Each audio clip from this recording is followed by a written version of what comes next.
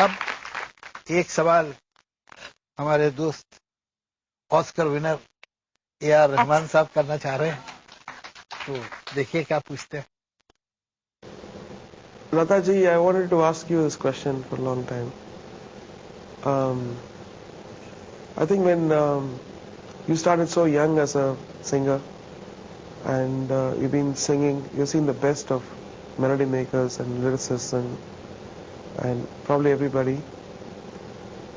It's so hard to keep sustaining your interest as an artist, and to be excited and to be fired up. But I find that you are still, when you come near the mic, you have that you want to deliver the best. How do you get that?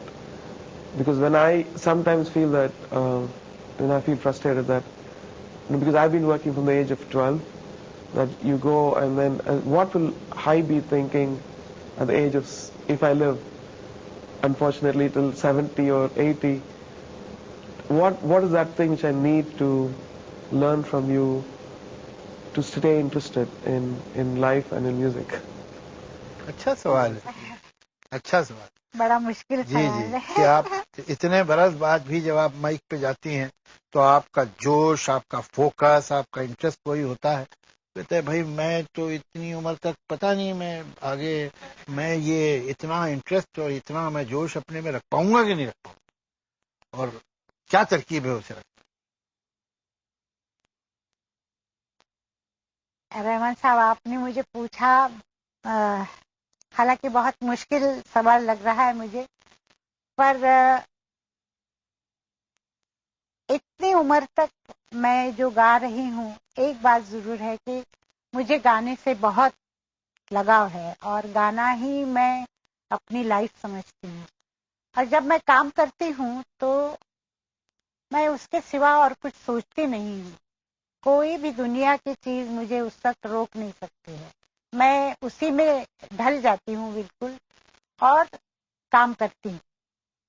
और वही चीज है, और भगवान की then है, माँ बाप का आशीर्वाद है कि मुझे वो पीछे से धक्का मारते हैं और मुझसे करवाते हैं वो काम।